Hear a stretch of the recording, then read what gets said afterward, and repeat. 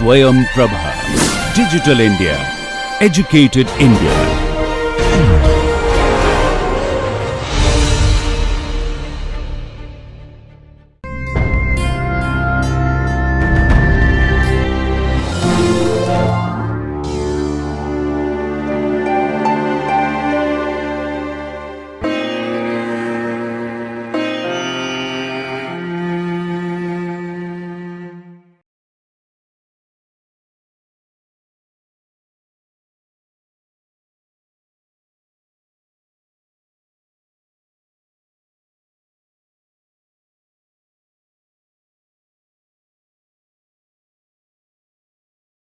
Hello, learners of pathology. Today we will be discussing on differentiation and altered differentiation. You will be going through and you will understand and know the terminologies to understand differentiation, and in that we will be looking at what is regeneration and stem cell.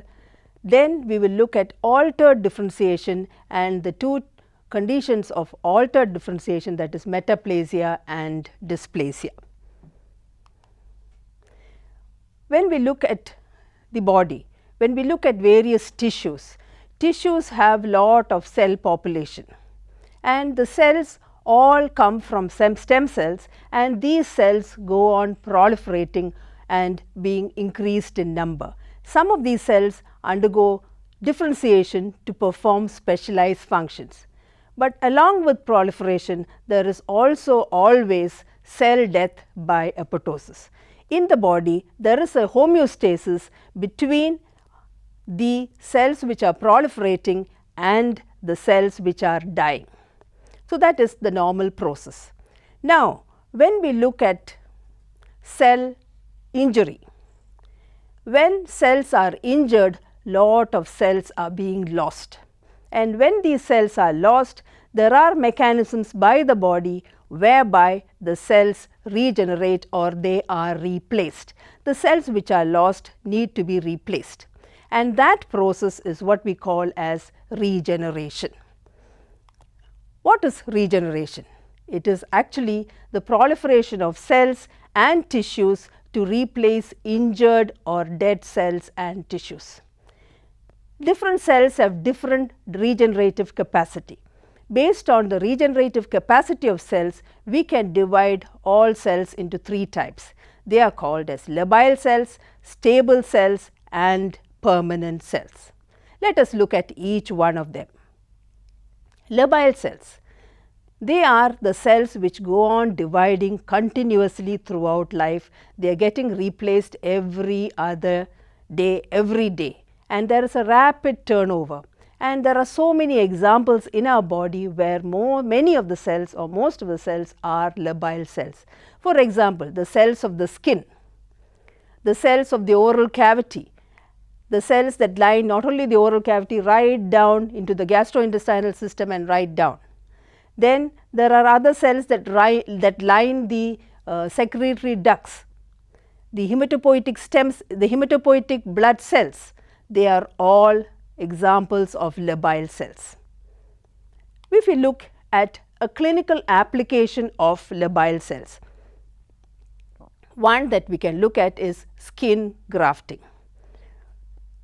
Skin is removed or the skin is shaved off from one part of the body so that it can be used to replace the skin at a site where there is an ulcer that is not healing, or maybe it is a burn wound. In such areas, that piece of skin that is shaved off is used. To the person or the person who is the site to which the skin is being replaced, what happens there? This shaven skin is placed there, and there it grows at that site. Similarly, from the site where the skin has been removed, you can see that in the picture there are sprouting small blood that is coming out, but again at that site the skin gets totally replaced very fast. So, this is all because of the cells being the skin cells being labile cells. So, we can look at various examples. Another example where skin as a labile cell is being used is in derm abrasion. What happens there? All the ladies and even the gents, they now go to the beauty parlor for cosmetic purposes to beautify the skin. What is happening there actually? The skin surface cells of the skin are being removed, and then the cells below are coming up, so that increases the beauty. What is derm abrasion? Basically, when there are deep scars in the skin, by specific techniques, the surface skin is removed and the scars are hidden and the skin becomes beautiful. That is derm abrasion. So, there are various clinical applications. You can just think of various things that are possible, which physiologically happen, and also otherwise that the labile cells or the skin cells, not only the skin cells, the gastrointestinal cells are being replaced on a daily basis, and we are what we are because of the labile cells. The next thing are the stable cells. The stable cells are quiescent cells. And what do you mean by that?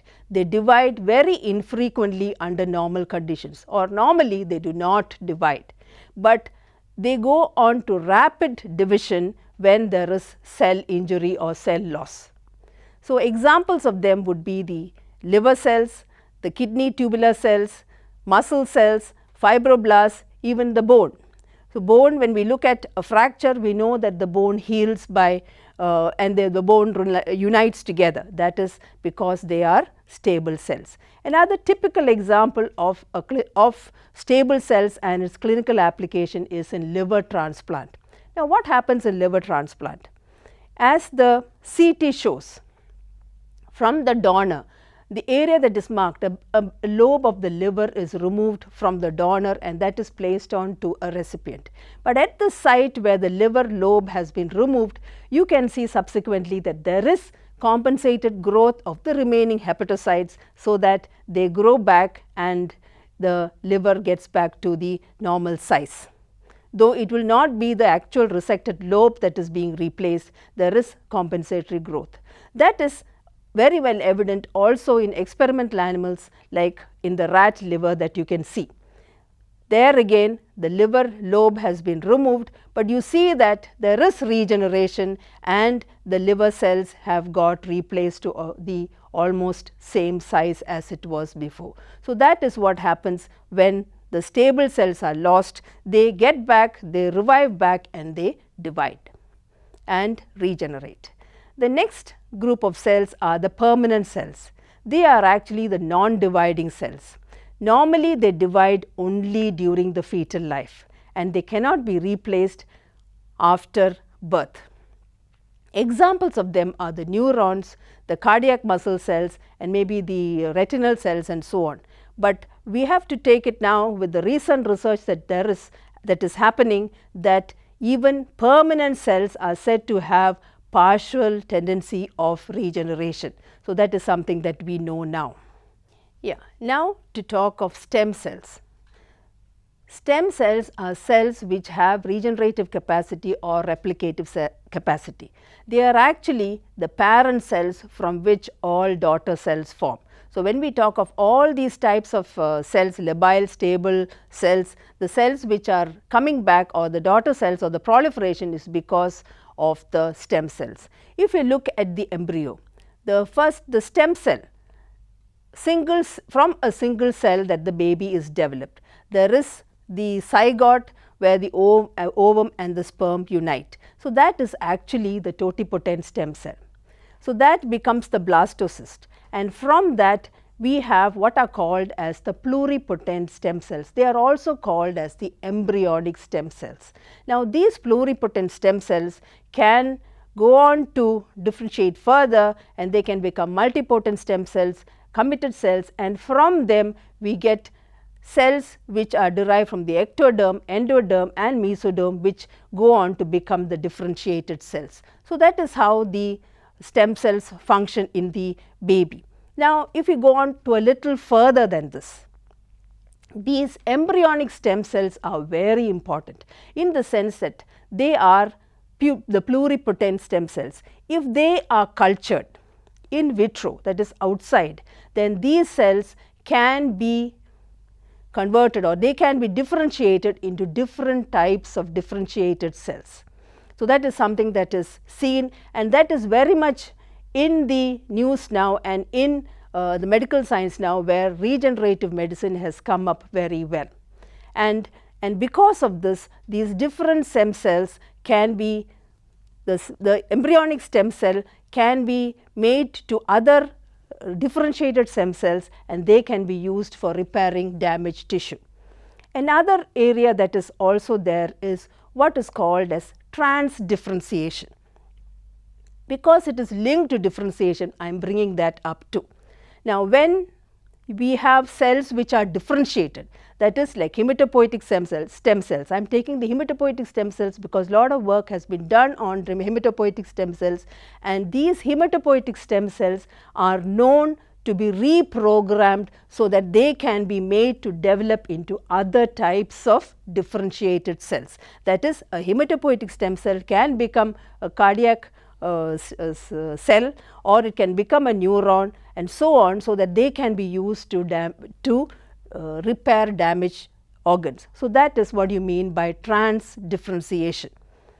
Now, going on further, and to bring us all back to what differentiation is, the definition of differentiation: the cells which develop overt specialized function and morphology that distinguishes it from its parent cell is called as differentiation. So, this differentiated cell has got specialized function and specialized appearance, and it is different, or so that it is different from the parent cell. So, the parent cells are always the stem cells, and they are like, maybe when we look at it morphologically, a blue cell. But when we look at mature differentiated cells, they can be of different types. Now, this is something that I have already explained, but just to get it across once again, when we have pluripotent stem cells, these stem cells can get differentiated to cells of various cell types, and they can be derived from the ectoderm, endoderm and mesoderm, and also these cells, depending on the regenerative capacity, they can be labile cells, stable cells or permanent cells. So, all these types of cells that we have in the body, the hematopoietic cell, the cardiac cell, the neuron, the skeletal muscle, the fibroblasts, the skin cells, all of them are differentiated cells.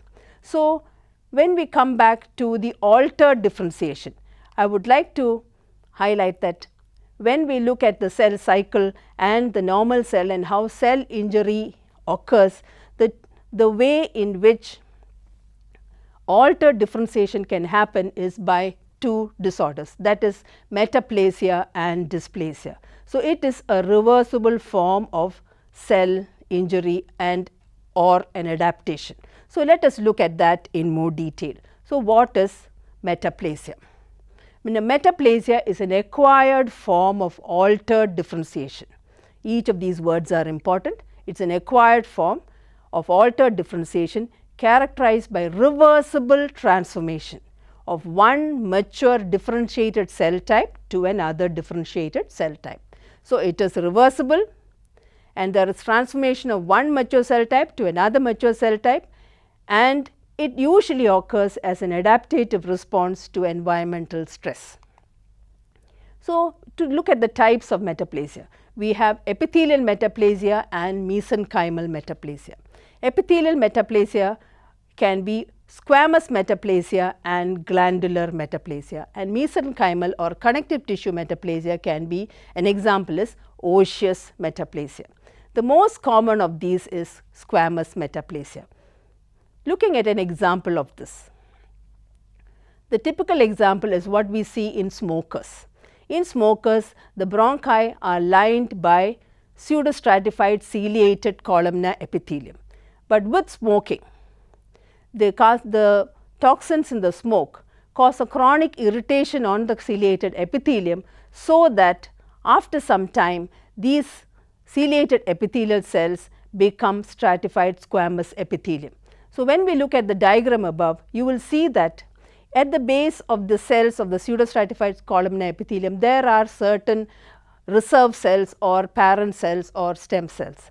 So, because of the chronic irritation of the smoke and the toxins in the smoke, these cells are signaled, there is a change in the signal, there is a genetic change, so that subsequently the cells which are produced by these parent cells are squamous and not pseudo-stratified ciliated columnar epithelium. So, that is what happens, and that is how squamous metaplasia occurs. So, in smokers, the pseudo-stratified ciliated columnar epithelium is becoming squamous epithelium. So, that is squamous metaplasia. To look at another example, this is again the same example of the bronchus, but if you look at it, you can see that from below the squamous epithelium has totally replaced the pseudo-stratified epithelium, which is seen as a single layer on the top. Another example is the cervix. You can see the endocervical tissue lined by the columnar epithelium, but immediately after that you can see the junction where it becomes stratified squamous epithelium. So, this again is squamous metaplasia that has occurred in the cervix.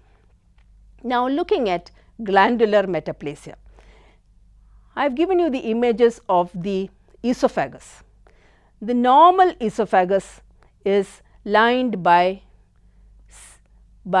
stratified squamous epithelium, and that is why we see the keratin layer as a white glaze on the top.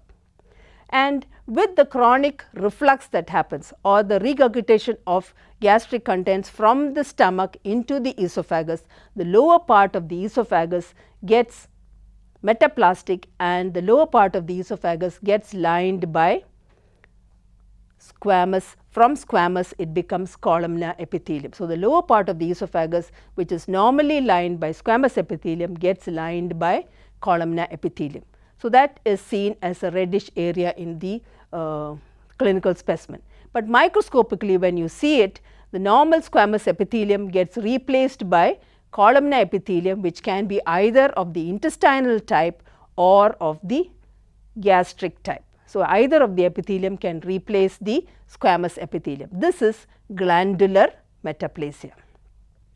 Then, looking at mesenchymal metaplasia, an example of mesenchymal metaplasia is osseous metaplasia, and an example for that is myositis ossificans. So, here what is happening? It is a metaplastic bone. It can be seen in maybe athletes and people who are very active, where in the proximity of the muscle in the proximity of the bone, they can show some fibroblast proliferation, and later on that can get calcified and then ossified.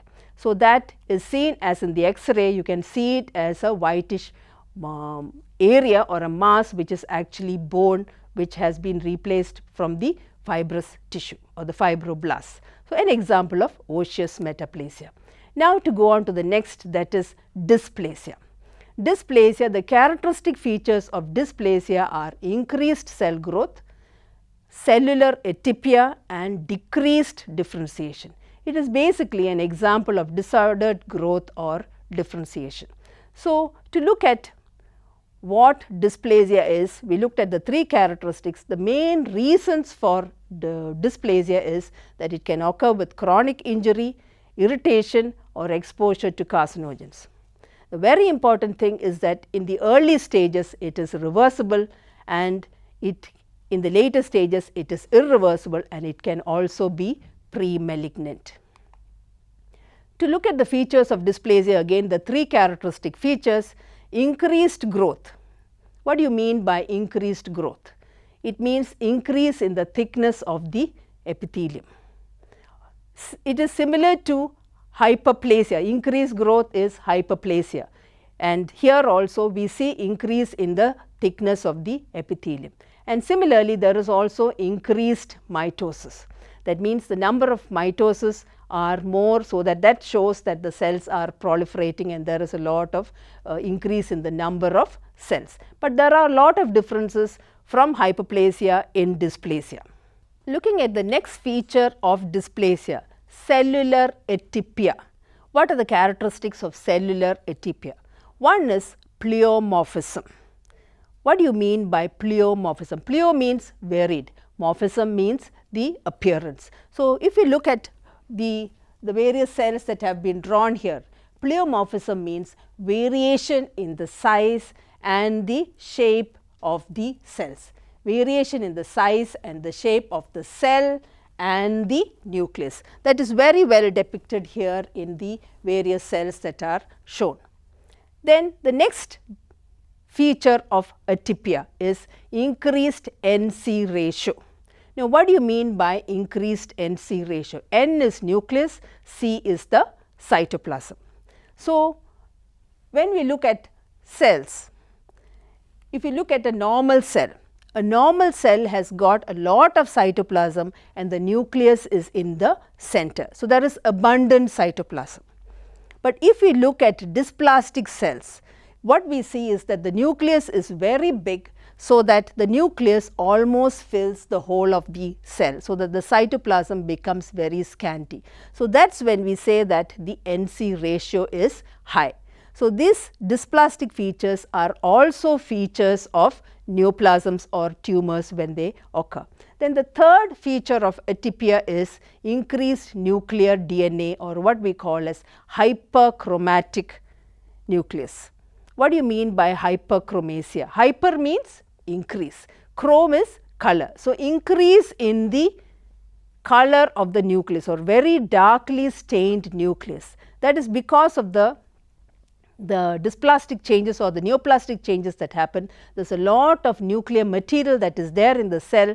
So, as a result of which it has a very dark color, and that is hyperchromatic. So, these are the typical features of atypia which we see in dysplasia and which we can also see in neoplasms.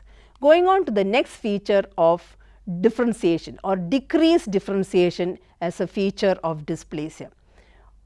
Decreased differentiation means the cells, you can see the normal squamous epithelium, you can see the various layers of the squamous epithelium. As they go higher or in the superficial areas, they are very much flattened and the keratin starts forming there.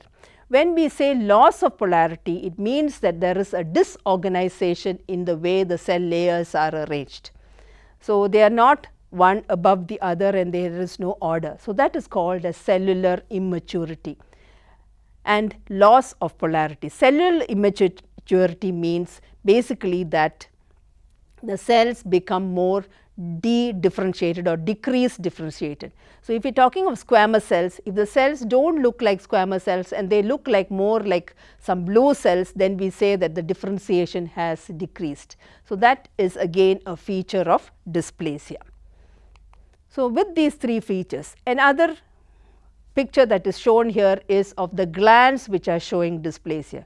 You can see normal glands lined by columnar epithelium, very uniform glands, small nucleus, and along with that you can see dark glands with proliferation, increase in the number of layers, mitotic figures which are clear vacuoles with a cell in the center, and also very dark, that is hyperchromatic nuclei. So, these are all features of dysplasia. Here you are seeing it not in the squamous epithelium, but you are seeing it in a gland.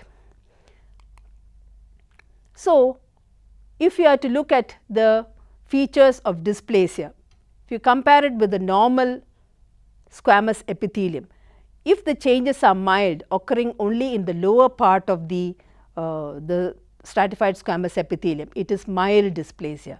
As the symptoms or as the features increase, where the hyperchromasia increases, the mitotic figures increase, the immaturity increases, you can get moderate dysplasia and severe dysplasia when you have the whole thickness of the stratified squamous epithelium being replaced by the dysplastic epithelium.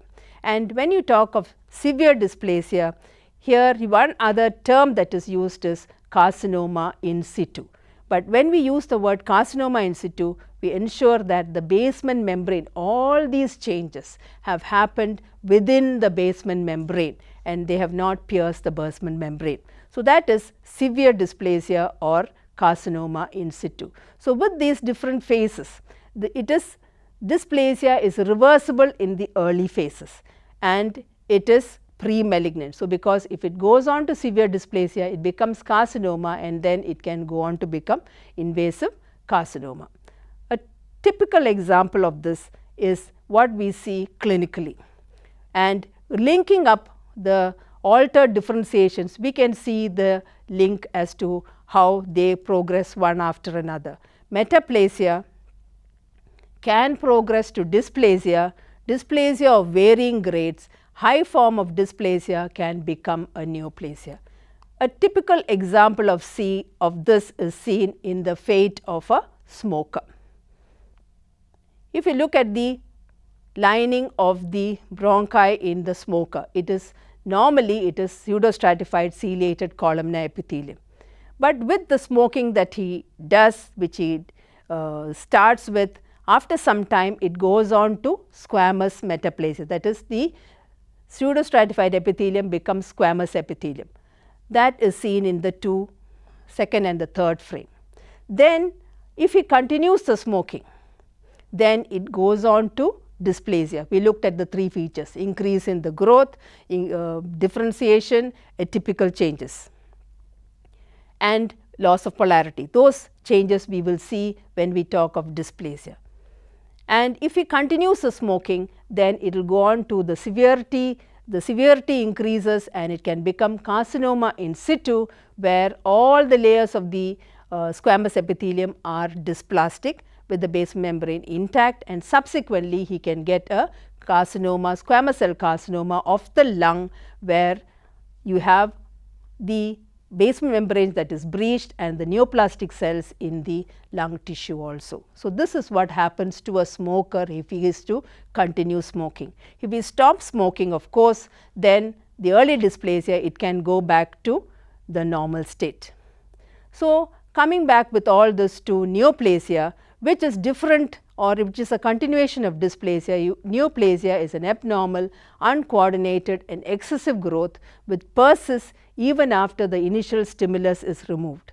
When we talk of hyperplasia, the cells proliferate, they grow, they increase in size, but when the stimulus is taken off, when the stress is taken off, they stop growing. Here in neoplasia, they are abnormal, it is uncontrolled and excessive growth, and along with it genetic alterations happen and it is an irreversible process.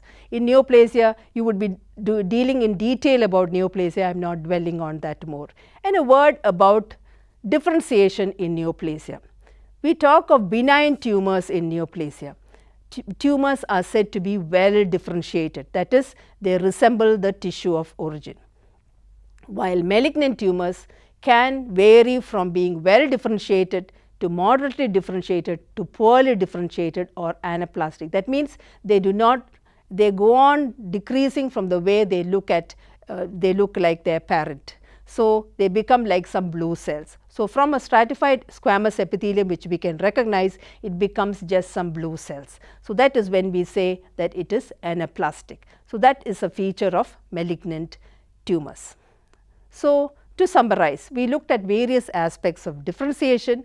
We looked at metaplasia and dysplasia as disorders of altered differentiation, and we looked at each one of these in detail, the features, the examples, the causes, the clinical applications of each of these, and then lastly how dysplasia can also become an irreversible neoplasia.